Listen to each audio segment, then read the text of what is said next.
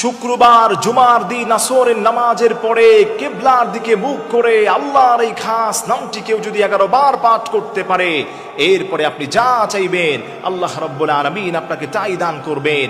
আপনি জানলে অবাক হয়ে যাবেন। আমার প্রিয় ভাইরা, আমার প্রিয় মা বোনেরা, আল্লাহর নামের কিন্তু পাওয়ার রয়েছে। আর আসরের পরে জুমার দিন দোয়া কবুল হওয়ার শ্রেষ্ঠ একটা মুহূর্ত। এই দিনে গোলাম যেই দোয়া করবে আল্লাহ রাব্বুল আলামিন তার সেই দোয়াকেই কবুল করবেন। আল্লাহু আকবার পড়েন। এজন্য আমার প্রিয় ভাইরা, শুক্রবার জুমার দিন আসরের নামাজের পরে সময় নষ্ট না করে কিবলামুখী পশ্চিমমুখী হয়ে নবীজি সাল্লাল্লাহু আলাইহি ওয়াসাল্লামের উপর আপনি 3 বার দুরূদ শরীফ পড়বেন। এরপরে হাতে গুনে গুনে 11 বার পড়বেন, ইয়া হাইয়ু ইয়া কাইয়ুম, ইয়া হাইয়ু ইয়া কাইয়ুম। হে চিরন্তন, হে চিরঞ্জীব। আল্লাহর এই খাস নামটি কেউ যদি 11 বার পাঠ করার পরে আবারও 3 বার নবীজি সাল্লাল্লাহু আলাইহি ওয়াসাল্লামের উপর আপনি দুরূদ শরীফ পড়বেন। এরপরে আপনার মনের সমস্ত চাহিদা আল্লাহর কাছে আপনি তুলে ধরবেন, আল্লাহর কাছে আপনি দোয়া করবেন।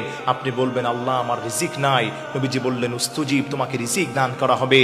আপনি বললেন আমি টেনশনে আছি, নবীজি বলবেন উস্তুজিব, আল্লাহ তোমার টেনশন দূর করবেন। আপনি বলবেন আল্লাহ আমি ঝামেলায় আছি, আল্লাহর হাবিব বলেন তোমার ঝামেলা দূর করা হবে। আপনি বললেন আমার দেয়ালে পিঠ ঠেকে গেছে, আল্লাহ আপনাকে ওই পিঠ ঠেকানো থেকে আল্লাহ আপনাকে উদ্ধার করবেন। হার কিসিমের বিপদ মুসিবতে আছেন, আল্লাহর এই খাস নাম ধরে শুক্রবার আসরের নামাজের পরে সময় নষ্ট না করে পাক পবিত্র অবস্থায় অন্তরটাকে নরম করে দিয়ে আল্লাহর এই খাস নামটি 11 বার পাঠ করে আল্লাহর কাছে আপনি যা চাইবেন পুরোটির গুলি মিস হতে পারে। আল্লাহর কসম খেয়ে বলে আল্লাহর নামের যে পাওয়ার রয়েছে এটা কখনোই মিস হবে না। আল্লাহ রাব্বুল আলামিন তৎক্ষণাৎ আপনাকে তাই দান করবে।